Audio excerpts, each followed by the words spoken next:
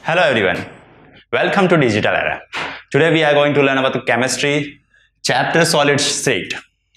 So it is a very interesting chapter.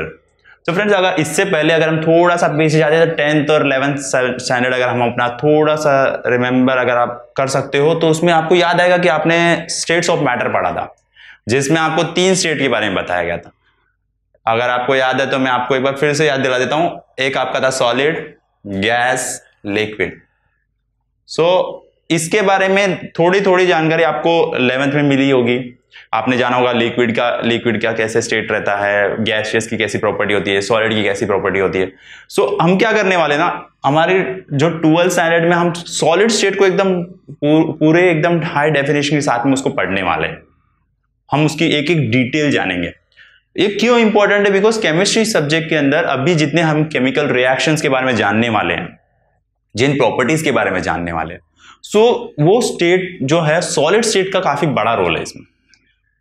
हमारे daily life के अंदर अगर आप सॉलिड स्टेट्स को देखोगे तो आपको हर जगह पे आपको सॉलिड स्टेट काफी इंपॉर्टेंट। अभी हम क्या करेंगे, एक तरीके से एक एक करके हम जानेंगे कि ये सॉलिड स्टेट क्या होता है, सॉलिड स्टेट के अंदर कैसे हम और अंदर जाएंगे। अभी हमें सिर्फ ऊपर से पता है कि सॉलिड स्टेट एकदम हार्ड होता है, एक परफेक्ट स्टेट होता है, लेकिन वो कैसे होता है, कैसे फॉर्म करता है, वो सारी डिटेल्स हम लोग पढ़ेंगे।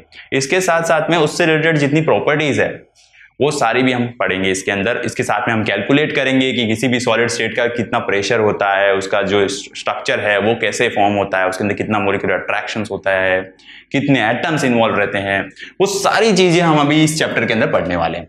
सबसे पहले हम जान लेते हैं सॉलिड क्या है। अगर नॉर्मली अगर हम देखें तो सॉलिड स्टेट क्या होता है, एक the state of matter in which the constituent particles are bonded with a strong force of attraction. अभी जो मैंने सेंटेंस आपको इंग्लिश में बोला या फिर जो मैंने आपको डेफिनेशन बताया वो इतना क्लियरली नहीं समझ में आ रहा है। मैंने इसमें क्या बोला, कोई भी एक मैटर, जस्ट कंसिडर एक मैटर, ओके, ये एक मैटर है हमारा, इन विच कॉन्स्टिट्यूएंट पार्टिकल्स। अभी ये जो मैटर है इसके अंदर हम लोग अगर देखें तो ये कॉन्स्टिट्यूएंट पार्टिकल्स होंगे इसके अंदर।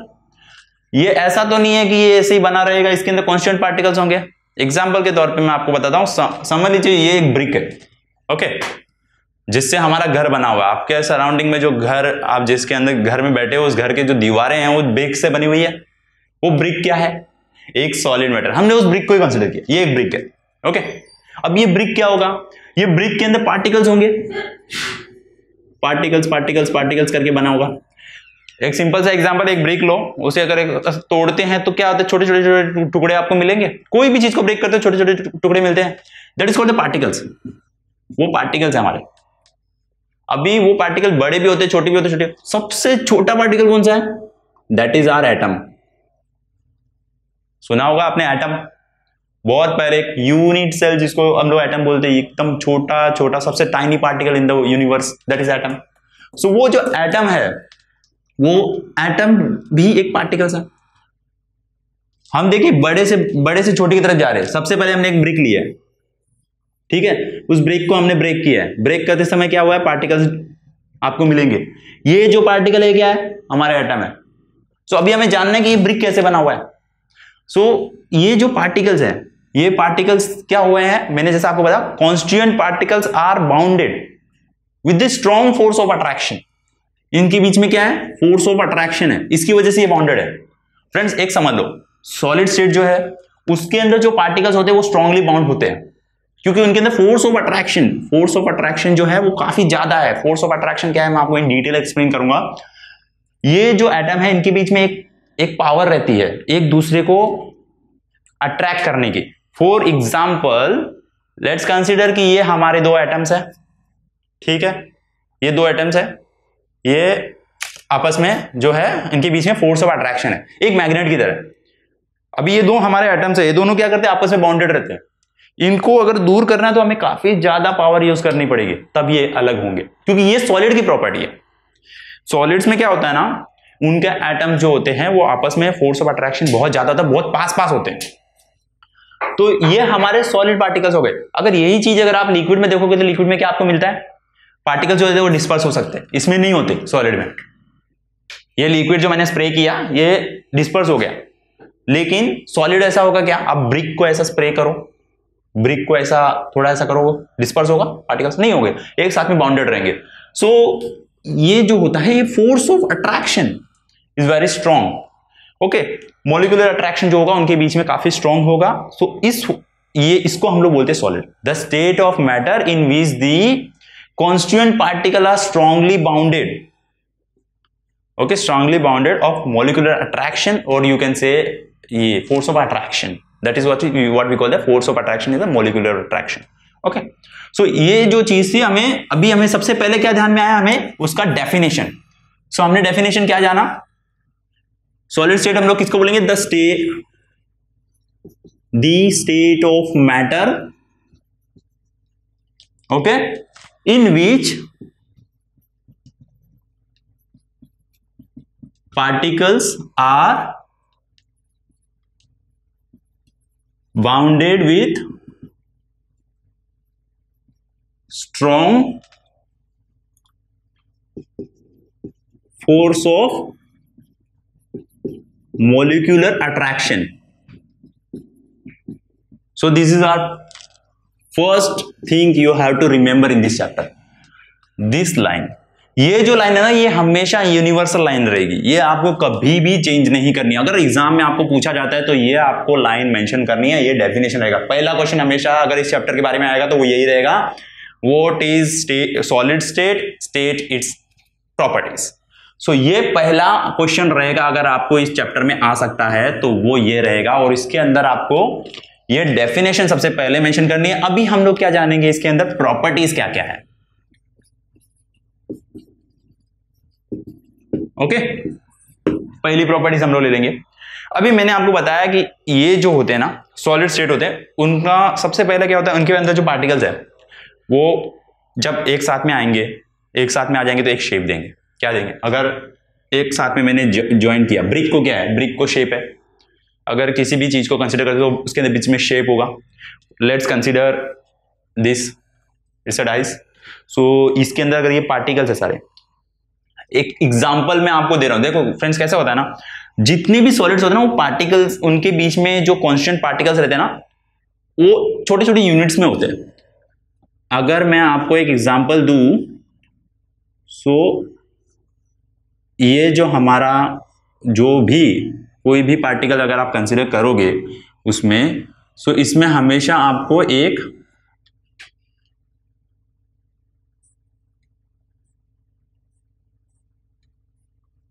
ये जो है ना, ऐसे ऐसे पॉइंट्स मिलते जाएंगे।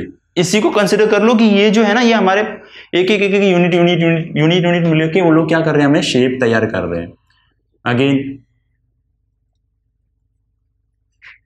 तो ऐसे करके हमें मिलते जाएंगे, तो ये एक शेप बनाएंगे, कोई भी एक शेप रहेगा, इसका शेप है, या फिर आप कंसिडर कर लो ये एक शेप है। तो मतलब सॉलिड जो होते हैं ना, उनके पास क्या होता है, सॉलिड का एक डेफिनेट शेप होता है। वही अगर आप लिक्विड का देखो तो लिक्विड का आपको शेप मिलेगा क्या, नहीं, लिक्विड हमेशा फ्लो होते रहता है। वो उसके जो पार्टिकल्स हैं उनके बीच में इतना फोर्स ऑफ अट्रैक्शन नहीं है, और फोर्स ऑफ अट्रैक्शन नहीं होने की वजह से वो कोई भी डेफिनेट शेप में नहीं आ सकते, ना उनकी कोई डेफिनेट वॉल्यूम हो सकती है। अगर आप सॉलिड को ना मेजर कर सकते हो एकदम इजीली, उसका जो डेफिनेट वॉल्यूम रहेगा, एक इतना स्पेस रहेगा, वो ऑक्यूपाई करेगा, दैट इज द सॉलिड। सो पहली प्रॉपर्टी में आप क्या डाल सकते हो, पहले तो उनके पास क्या होता है, एक डेफिनेट शेप होता है, राइट। उसके बाद में क्या होता है, उनके पास डेफिनेट वॉल्यूम होती है। फर्स्ट पॉइंट मिल गया आपको, शेप आ गया, उसके बाद में उसकी वॉल्यूम भी आ गई। ये दो प्रॉपर्टीज आपको मिल चुकी है, शेप है, डेफिनेट वॉल्यूम है। अगर ये दोनों है तो उसके बाद साइज भी है। तो आप ये बोल सकते हो, दे have the shape, volume and size. Solid have shape, volume and size, definite volume and size, you can से। क्या होता है ना, जितने भी एटम्स रहेंगे वो उसको एक स्पेसिफिक प्रोवाइड, एक डेफिनेट वॉल्यूम उसको प्रोवाइड करेंगे। आप उसकी वॉल्यूम उससे मेजर कर सकते हो, ठीक है। उसके बाद में अगर हम और थोड़ा अगर हम लोग जाते हैं तो मुझे एक बात बताइए, जिसके अंदर बहुत ज्यादा लाइक वो ऑलरेडी कॉम्पैक्ट रहता है। एटम्स कैसे होता है ना, एटम अपने आप को अरेंज करते समय ये जो अरेंजमेंट होता है ना, ये इतना कॉम्पैक्ट होता है कि वो जितना हो, क्योंकि उनके पीछे फोर्स बहुत ज्यादा होता है, तो वो जितना हो सके ना उतना स्पेस ऑक्यूपाई करते, एक भी स्पेस बीच में छोड़ते नहीं है। जितना हो सके उतना अट्रैक्शन उनके बीच में इतना होता है कि वो एक तरह से एकदम स्ट्रांगली बाउंड हो जाते हैं। अगर एक बार स्ट्रांग बाउंड हो गया उनके बीच में, ठीक है, स्ट्रांग बाउंड हो गया, अब भी मेरे को बताओ, एक अगर जगह बची नहीं तो वो कॉम्प्रेस होंगे क्या?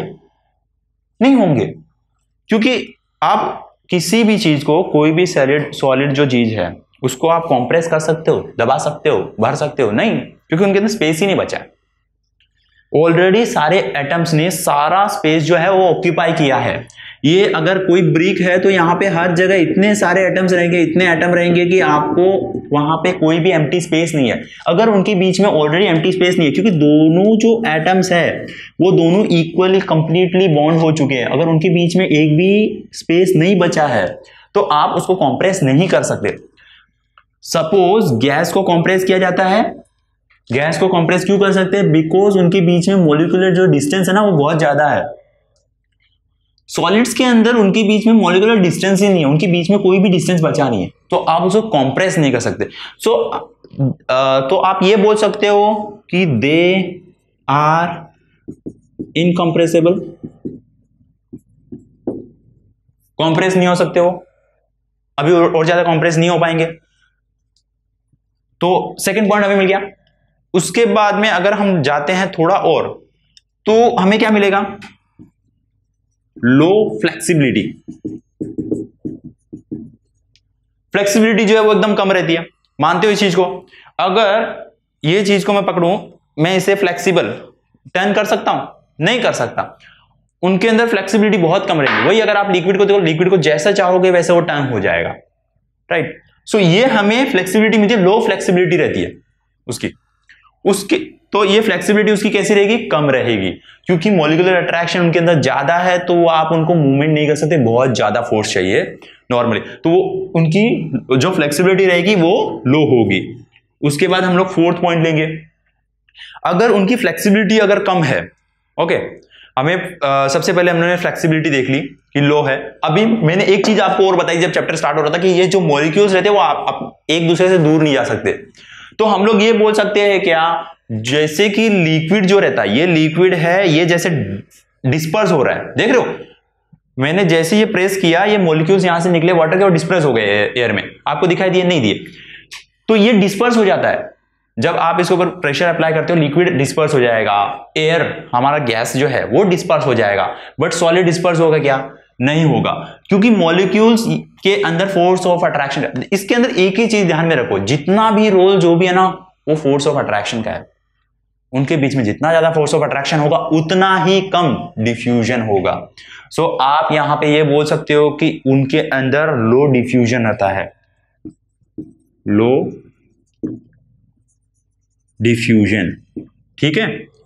फिफ्थ पॉइंट हम ले लेंगे। अभी हमें ये भी पता चल गया, चलो ये इसके पास शेप भी है, कंपेटिबिलिटी भी, कंप्रेसिबल हो गया, फ्लेक्सिबल हो गया, डिफ्यूजन हो गया। अगर हम उसे हीट प्रोवाइड करें तो, यानी अगर हम उसका मेल्टिंग पॉइंट देखें तो, मेल्टिंग पॉइंट किसको बोलते हैं फ्रेंड्स? जो भी सॉलिड को लिक्विड में कन्वर्ट करता है, लिक्विड को गैस में कन्वर्ट कर सकता है। नॉर्मली हम लोग मेल्टिंग पॉइंट में क्या करते हैं? लिक्विड में कन्वर्ट करते हैं। किसी भी सॉलिड को जितना टेम्परेचर चाहिए जिसमें वो सॉलिड से लिक्विड में कन्वर्ट हो जाए, उसको हम लोग बोलते हैं मेल्टिंग पॉइंट। सॉलिड्स जो होते हैं ना, उनका हाई मेल्टिंग पॉइंट होता है। क्या रहता है? High melting point. अगर आपको किसी भी सॉलिड को मेल्ट करना है तो उसे बहुत ज्यादा हीट करना पड़ेगा। उसे हीट करोगे तो वो मेल्ट होगा। और ये सॉलिड का एक स्पेसिफिक होता है, हम लोग उसके बारे में और ज्यादा जानेंगे कि वो कैसे मेल्ट होता है। बट इतना ध्यान में रखो, मेल्ट होने के लिए उन्हें बहुत ज्यादा टेम्परेचर की जरूरत पड़ती है, तो उसको बोलेंगे हाई मेल्टिंग पॉइंट। एक पॉइंट जो होता है ना जहां पे वो लिक्विड सॉलिड लिक्विड में कन्वर्ट हो जाता है, उसका बहुत हाई है, वो टेम्परेचर बहुत हाई है, तो वो मेल्टिंग पॉइंट हो गया। उसके बाद हम लोग सिक्स्थ पॉइंट लेंगे हमारा। अभी उसके पास हाई मेल्टिंग पॉइंट है तो हम लोग ये भी बोल सकते हैं हाई बॉइलिंग पॉइंट रहेगा, ठीक है। बॉइलिंग पॉइंट भी हाई लगेगा। देखो ये जो हाई लेयर है ना, high melting point, high boiling point, क्योंकि फोर्स ऑफ अट्रैक्शन को अगर ब्रेक करना है तो टेम्परेचर ज्यादा प्रोवाइड करना पड़ेगा, तब वो फोर्स ऑफ अट्रैक्शन थोड़ा कम होगा और तभी वो मेल्ट होगा, तभी वो बॉयल होगा। तो इसलिए उसका मेल्टिंग पॉइंट, बॉइलिंग पॉइंट क्या होगा? हाई होगा। They are also good conductors of electricity. ये कैसे बोलोगे आप, बोल सकते हो? 7th point, they are good conductors of electricity. Okay, वो बहुत अच्छा इलेक्ट्रिसिटी प्रोवाइड कर सकते हैं। अगर आप देखोगे तो मेटल की जितनी गुड कंडक्टिविटी रहती है इलेक्ट्रॉन्स को फ्लो ऑफ इलेक्ट्रॉन्स प्रोवाइड करने के लिए, उतना वाटर में फ्लो होता है क्या? हम लोग जो यूज करते हैं, वायर जो यूज करते हैं इलेक्ट्रिसिटी सप्लाई करने, उसमें मेटल है, उसमें सॉलिड है, सॉलिड चीज है। They because solids are the good conductors of electricity. Liquid से आप इलेक्ट्रिसिटी पास नहीं कर सकते, बट आप सॉलिड से प्रोवाइड कर सकते हो, तो इसलिए उसको गुड कंडक्टर से बोलते हैं, क्योंकि वो जो होते हैं वो इलेक्ट्रिसिटी को कंडक्ट कर पाते हैं, इलेक्ट्रिसिटी को एक जगह से दूसरी जगह फ्लो कर सकते हैं।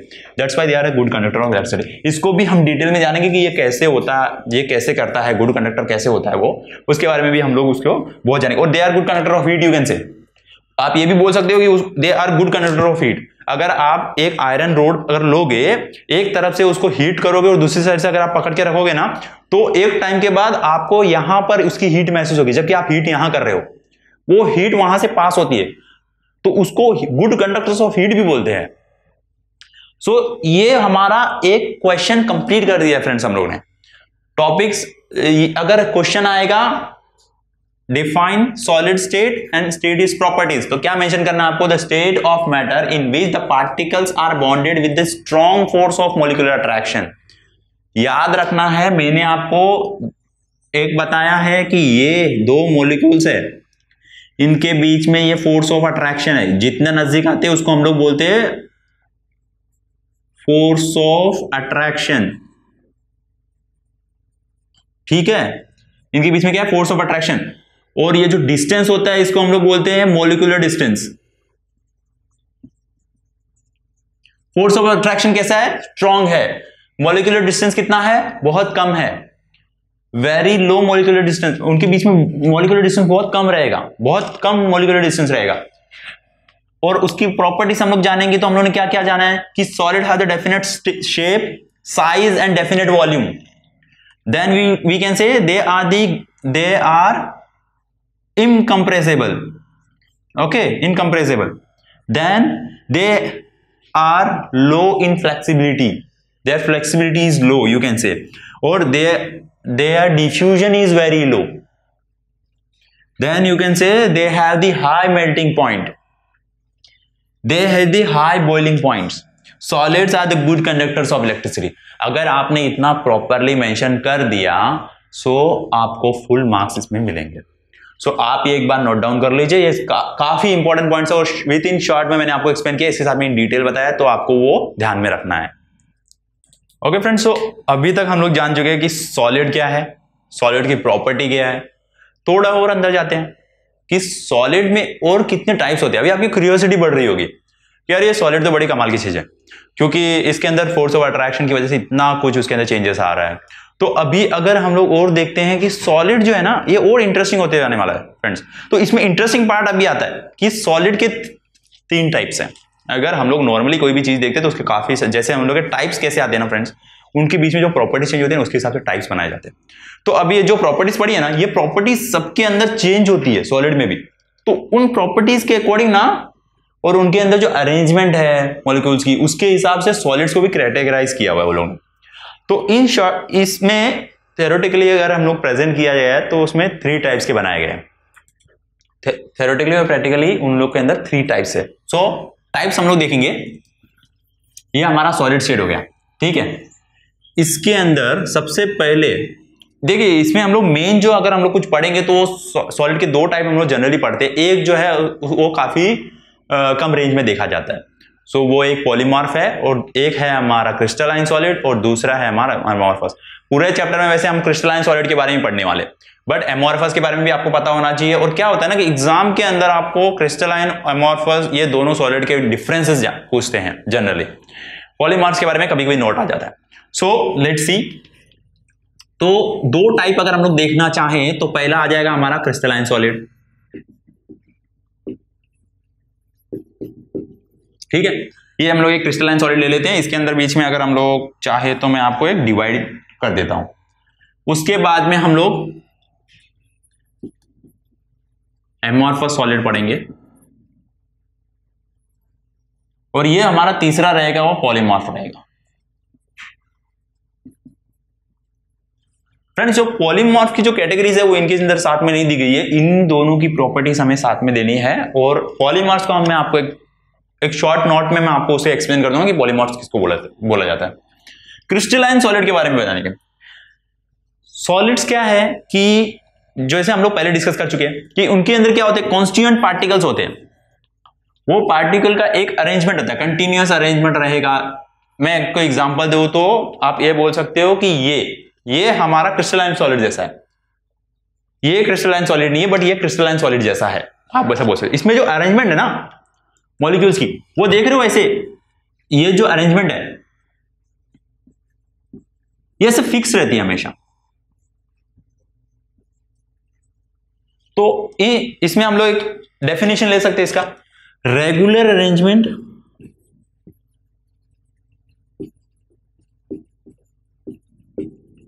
ऑफ constituent particles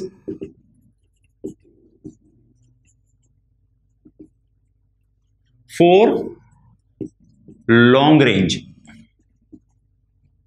देखो, रेगुलर अरेंजमेंट रहेगी। क्रिस्टलाइन सॉलिड कौन से सॉलिड्स रहेंगे, वो सॉलिड्स जिनके अंदर regular arrangement of constituent particle for long range. Long range मतलब उनकी कोई रेंज जो है वो खत्म नहीं होती है, it will be a long range, और एक फिक्स रहेगी। एक पर्टिकुलर उसकी एक अरेंजमेंट जो रहेगी ना, वो एक फिक्स शेप में आप बोल सकते हो, एक फिक्स टाइप में रहेगी। जैसे इसमें कैसे ना, पर्टिकुलर कैसे एकदम रेंज में सेटल है, ये वैसे रहेगी। ये हमारा होता है क्रिस्टलाइन, ठीक है, ये हमारे क्रिस्टलाइन सॉलिड्स होते हैं।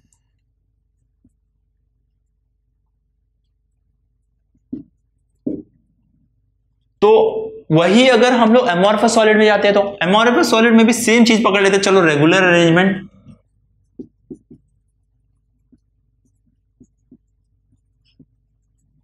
ऑफ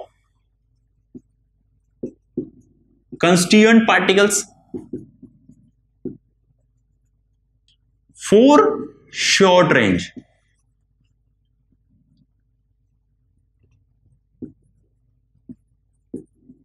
अभी देखो यहां पे फ्रेंड्स मैंने क्या लिखा है, लॉन्ग रेंज, शॉर्ट रेंज।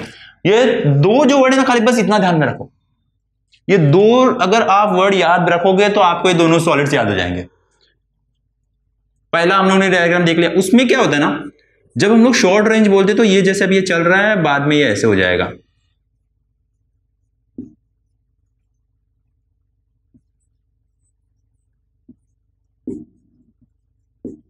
मतलब ये जो है ना, ये इस तरीके से, ये इसको हम लोग एमॉर्फस बोलेंगे। उसमें यहाँ क्या होता है ना कि कांस्टेंट पार्टिकल का जो अरेंजमेंट है ना, वो कंटिन्यू नहीं हो पाता, वो ब्रेक हो जाता है बहुत जल्दी। सो इसलिए उसको एमॉर्फस सॉलिड बोला जाता है। अगर मैं इन शॉर्ट अगर आपको मैं एटम अरेंजमेंट में बताना चाहूं तो आप ऐसा ले सकते हो कि उसके जो कांस्टेंट पार्टिकल्स है उनका अरेंजमेंट जो ऐसे दिख रहा है ना आपको, atoms atom atom atom arrangement जो दिख रहा है, ये ऐसे होगा। वही अगर आप एमॉर्फस लोगे ना तो इरेगुलर अरेंजमेंट रहेगा उनका।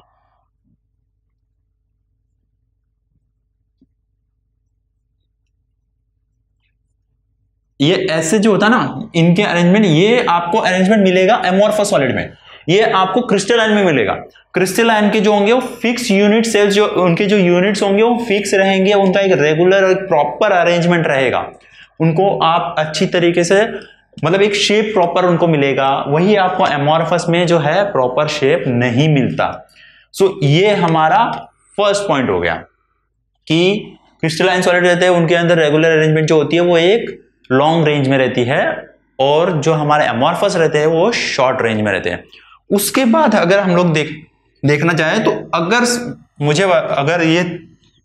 हम लोग सेकंड पॉइंट देखें तो ये होते हैं ट्रू सॉलिड्स। इनको हमेशा ट्रू सॉलिड्स बोला जाता है, ठीक है, और इनको सूडो सॉलिड्स बोला जाता है।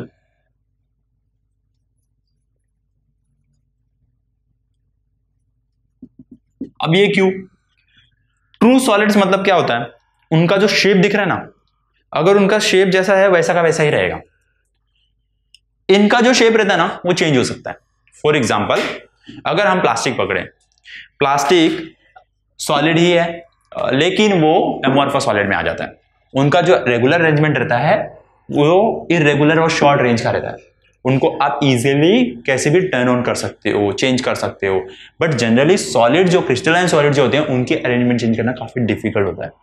सो इनको भी जो है इसलिए उनको सूडो सॉलिड बोला जाता है और इनको जो बोला जाता है ट्रू सॉलिड्स बोला जाता है। इसके अंदर अगर एक चीज और देखा जाए तो इनके अंदर अगर आप याद रखेंगे तो मैं एग्जांपल आपको दूंगा तो ज्यादा बेटर है, आपको समझ में आएगा। सबसे पहले क्रिस्टलाइन सॉलिड में आपको एग्जांपल देता हूं, चलो आयन ले लो आप, ठीक है। यहां पे एग्जांपल आता है प्लास्टिक और रबर।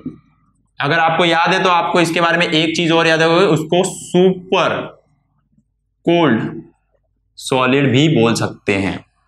सुपर कोल्ड सॉलिड आपको याद आ रहा होगा, आपने 11वीं में पढ़ा था कि सॉलिड्स जो होते हैं एमोर्फस सॉलिड को हम लोग सुपर कोल्ड सॉलिड बोलते हैं। क्योंकि ये देखो सुपर कोल्ड सॉलिड उनको इसलिए बोला जाता है क्योंकि वो सॉलिड ही होते हैं। अभी देखो अगर आयन को और प्लास्टिक को अगर आप दूर से देखो तो एक जैसे दिखते हैं, लेकिन अगर पास आके देखो तो वो अगर आप उनकी प्रॉपर्टीज अगर उनका आप चेंज करोगे, चेक करोगे तो आपको टोटली अलग दिखेंगे। मतलब क्या होता है ना, इनके अरेंजमेंट जो होता है ना, अरेंजमेंट का टोटल जो पूरा का पूरा जो इन दोनों के बीच में जो खेल है वो पूरा अरेंजमेंट का है। अरेंजमेंट यहाँ पे प्रॉपर और रेंज लॉन्ग रेंज में होती है, इसलिए वो उसकी जो स्ट्रेंथ है वो बनी रहती है। वही अगर आप प्लास्टिक की देखोगे तो इतनी अच्छी नहीं होती है। किसी भी सॉलिड को शेप देना डिफिकल्ट है, लेकिन अगर वो प्लास्टिक हो तो बहुत इजी है उसको शेप देना। सो यहां पे ये हमें मिल गए एमोर्फस सॉलिड, क्रिस्टलाइन सॉलिड। अगर अभी एक चीज और डिफरेंस देख लेते हैं। पहले हम लोगों ने जान लिया कि उनकी अरेंजमेंट जान ली, उनका नेचर जान लिया कि वो एक ट्रू सॉलिड है, ये एक सूडो सॉलिड है। अभी अगर हम लोग आगे देखें तो हम लोग इसको अंदर मेल्टिंग पॉइंट देखते हैं, वो ज्यादा अच्छे तरीके से समझ में आता है। मेल्टिंग पॉइंट क्या था? मेल्टिंग पॉइंट वो होता है जहां पे कोई भी सॉलिड लिक्विड में कन्वर्ट हो जाता है। सो मेल्टिंग पॉइंट हम लोग इसको ऐसे ले लेंगे, melting point of crystalline solid is fixed. ये जो होता है ना फिक्स होता है, और हम लोग इसको एक और बोल सकते हैं sharp. It's sharp melting point होता है इसका। ओके,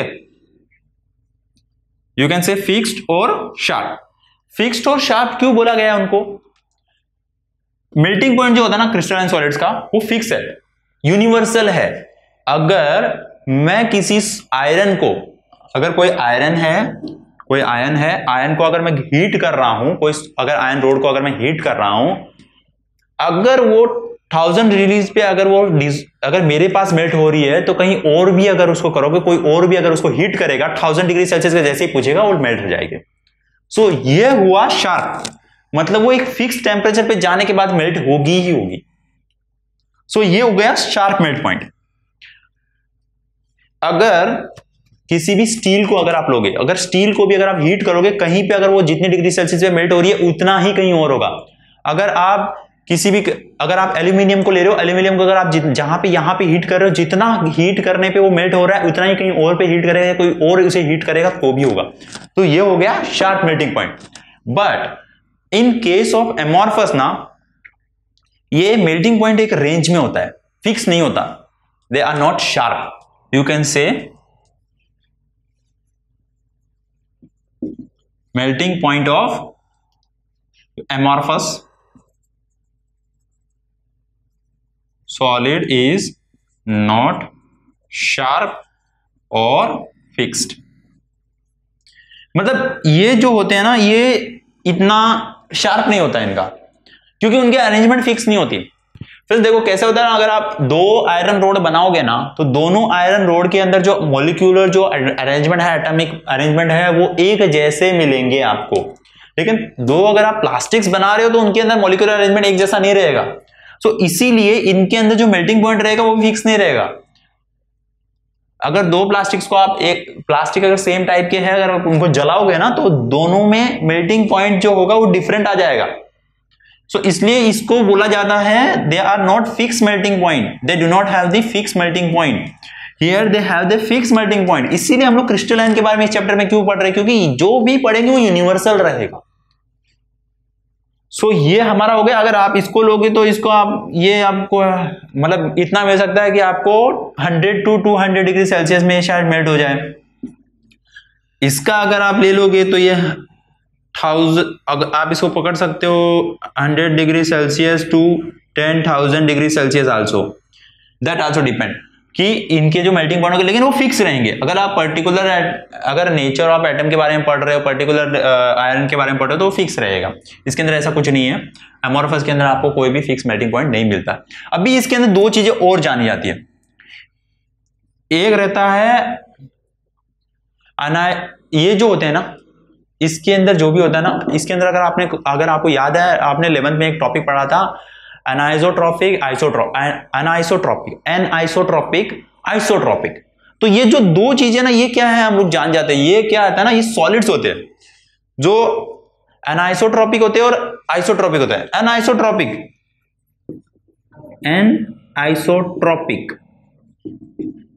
ये क्या होते हैं ना, इनकी जो प्रॉपर्टीज होती है they are different in the different direction. अगर इनकी जो प्रॉपर्टीज होती है ना, वो हमेशा आपको डिफरेंट मिलेगी। कोई भी मेटल, अगर दो मेटल्स आप पकड़ोगे तो उनकी जो प्रॉपर्टीज होगी हमेशा क्या होगी, different. Properties will be different in different direction. तो ये जो प्रॉपर्टीज है ये डिफरेंट है डिफरेंट डायरेक्शन के अंदर।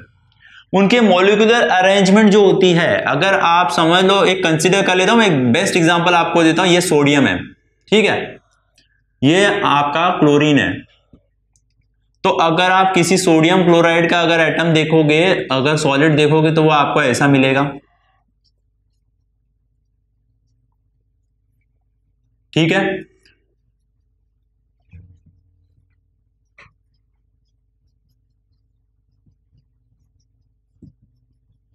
अभी देखो यहां पे अगर आप इस तरीके से देखोगे तो आपको सिर्फ सोडियम क्लोराइड मिल रहे हैं। सेम अगर आप इस तरीके से देखोगे तो वहां पे आपको सोडियम क्लोराइड सोडियम। तो ये एक अरेंजमेंट दिख रहा है आपको। इसकी प्रॉपर्टीज जो होगी ना, वो हमेशा डिफरेंट मिलेगी आपको। अगर आप कोई भी एक डायरेक्शन में अगर आप देख रहे हो तो उसको डिफरेंट डायरेक्शन में डिफरेंट प्रॉपर्टीज आपको दिखाई देगी। इसलिए उसको एनाइसो बोल रहे हैं। आइसो का मीनिंग क्या होता है, सेम। एन अगर आपने लगा दिया मतलब एनाइसो, मतलब वो एक जैसा नहीं है। उसके बाद में अगर आप इसके बारे में देखते हो तो ये आइसोट्रॉपिक होते हैं। ये आइसोट्रॉपिक होंगे, आपको इसके अंदर हमेशा, इसके अंदर जो दिखेगा वो प्रॉपर्टी हमेशा आइसोट्रॉपिक दिखेगी। सेम फिजिकल प्रॉपर्टी रहेगी। अगर उनकी कोई भी डिफरेंट डायरेक्शन में भी अगर आप देखोगे ना, तो उनकी जो प्रॉपर्टीज रहेगी वो हमेशा सेम ही रहेगी। That's why they are called as properties in same direction. मैं प्रॉपरली आपको इसमें लिख कर दे रहा हूं, आप इस पे ध्यान। Properties same in different direction. देखो ये जो है, इनकी प्रॉपर्टी चेंज होती है जैसे आप डायरेक्शन चेंज करते हो मॉलिक्यूल को देखने का। ये इससे ध्यान में रखो, सोडियम जो है, अभी अगर यहां पे अगर आप इनका जब देखोगे ना, इनका अरेंजमेंट ही इस तरीके से कि आप इनको कोई भी डायरेक्शन में देखो, आपको जो उसकी प्रॉपर्टी उसकी सेम ही मिलेगी। लेकिन यहां पे आपकी उनकी प्रॉपर्टीज चेंज हो जाती है। जैसे जैसे आप मॉलिक्यूल्स को चेंज करते रहते हो ना, वैसे वैसे क्रिस्टलाइन सॉलिड्स की प्रॉपर्टी आपको चेंज करते हुए मिलेगी। ये था अनाइसोट्रॉपिक और आइसोट्रॉपिक। ये आपको पूरा अच्छी तरीके से मेरे ख्याल से समझ में आ गया रहेगा। इसमें हमें क्या ध्यान में रखना है कि क्रिस्टलाइन सॉलिड्स वो है जिनका regular arrangement of constant particles for a long range, उनका रेगुलर अरेंजमेंट जो रहेगा कांस्टेंट पार्टिकल वो लॉन्ग रेंज तक सेम रहेगा। एंड जो regular arrangement of the constant particles for the short range, इनका जो रेगुलर अरेंजमेंट जो रहता है ना कांस्टेंट पार्टिकल्स का, वो शॉर्ट रेंज के लिए रहता है। ये क्या होते हैं, क्रिस्टलाइन सॉलिड ट्रू सॉलिड्स होते हैं। हमारे एमॉर्फस क्या है, सूडो सॉलिड्स है। Melting point of the crystalline solid is fixed और शार्प। एंड एमॉर्फस सॉलिड का क्या होगा, वो फिक्स भी नहीं होगा और ना उसका शार्प होगा। उसके बाद में एनाइसोट्रॉपिक हमारे कौन से होते हैं, जो क्रिस्टलाइन सॉलिड्स है। बिकॉज देखो इसको मैं और तरीके से अगर और बेटर तरीके से अगर आप जानना चाहो ना, तो लेट्स कंसिडर एक एग्जांपल ले लो कि यहां पे अगर आपको बेस्ट एग्जांपल देना चाहूं तो आप ऐसा बोलो, एक पार्किंग में आप गए हो, ठीक है, एक जगह पे वहां पे लिखा है कहीं पे लिखा रहता है कि only bike, park only bike, और कहीं पे लिखा रहता है जस्ट पार्क 4 व्हीलर्स। तो 2 व्हीलर्स और 4 व्हीलर्स का पार्किंग रखा है, राइट। तो एक अगर आप उनको एक ही अगर सेपरेट सेपरेट रखा है उनको, तो वहां पर आप देखोगे तो आपको एक ही चीज दिखाई देगी, आप कोई भी डायरेक्शन में देखो। तो ये आपके अमोर्फस सॉलिड में आप कंसीडर कर सकते हो कि आइसोट्रोपिक में क्या होगा कि एक ही चीज दिखाई दे रही है। 4 व्हीलर में जाके खड़े हो आप पार्किंग में, तो आपको देखोगे यहाँ पे भी 4 व्हीलर, यहाँ पे भी 4 व्हीलर, हर जगह 4 व्हीलर दिखाई दे रहा है, राइट। लेकिन अगर कहीं पे मिक्स रखा है, तो 4 व्हीलर 2 व्हीलर दोनों साथ में रखा है, तो उनकी आपको यहाँ पे आपको जज करना थोड़ा डिफिकल्ट हो जाएगा। सो ये अनाइसोट्रोपिक, तो अनाइसोट्रोपिक में प्रॉपर्टी चेंज होती रहती है, क्योंकि वहां पे सब आपको मिलेंगे, आप जैसे डायरेक्शन में देखो वहां पे आपको डिफरेंट डायरेक्शन डिफरेंट प्रॉपर्टी मिलेगी। आइसोट्रोपिक में क्या, कोई भी डायरेक्शन में देखो आपको सेम प्रॉपर्टी दिखेगी। सो ये हमारा अनाइसोट्रोपिक था, ये हमारा आइसोट्रोपिक था, ये अनाइसोट्रोपिक था। तो इस तरह से अमोर्फस और क्रिस्टलाइन सॉलिड आपको समझ में आ गया। अभी हमारा इसमें एक चीज रह गई है जो कि हमारी पॉलीमॉर्फ है। पॉलीमॉर्फ को मैं एकदम इजी तरीके से आपको एक्सप्लेन करूंगा। एक्चुअल में क्या होता है ना, यहां पे 3 टाइप्स बताए जाते हैं, बट पॉलीमॉर्फ जो हमारा होता है ना, पॉलीमॉर्फ की जितनी भी प्रॉपर्टी है वो सब crystalline solid, because it is also a crystalline solid. ये एक क्रिस्टलाइन सॉलिड ही है। कैसे, मैं आपको बता दूं। क्रिस्टलाइन सॉलिड पॉलीमॉर्फ में एक्चुअली कुछ कुछ एटम्स को लिया जाता है। जैसे इसमें हम कार्बन को मैं आपको बताऊं, कार्बन एक पॉलीमॉर्फ है, ठीक है, हम लोग कार्बन का एग्जांपल लेंगे। ये क्या होता है ना, पॉलीमॉर्फ वो है जो एक ही एटम एक ही क्रिस्टल अलग अलग शेप में आ सकता है, आपके सामने अलग अलग फॉर्म ले सकता है, बहुत सारे फॉर्म ले सकता है, इसलिए उसको पॉलीमॉर्फ बोला जाता है। पॉलीमॉर्फ, मॉर्फ इज शेप, तो अलग अलग शेप ले लेता है, एक ही चीज एक ही सॉलिड जो है वो अलग अलग शेप ले लेता है। मैं आपको एग्जांपल के तौर पे मैं आपको एक्सप्लेन करता हूं। सपोज ये एक क्रिस्टलाइन का स्ट्रक्चर है, ठीक है, यहां पे उसके एटम्स आ गए, ये हमारे कार्बन है। सो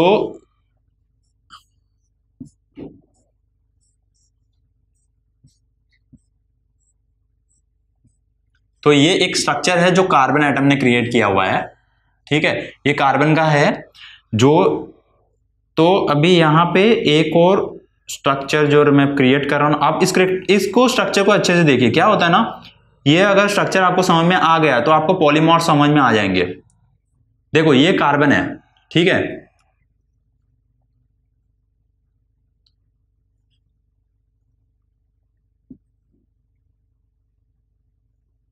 ये एक स्ट्रक्चर है जो कार्बन से क्रिएट किया हुआ है,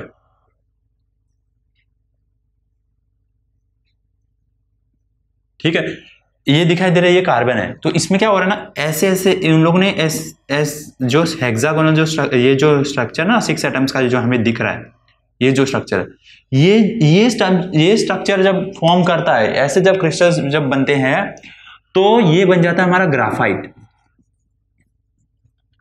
जो पेंसिल में होता है दैट इज ग्राफाइट। एंड अगर उसका स्ट्रक्चर ऐसा रहा तो जब कार्बन ऐसे फॉर्म करेगा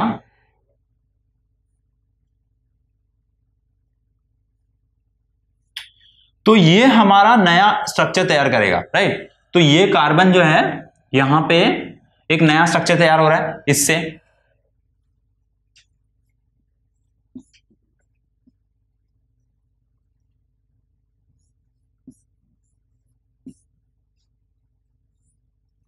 तो जब ये ऐसा स्ट्रक्चर बनाएगा तो ये बन जाएगा हमारा डायमंड,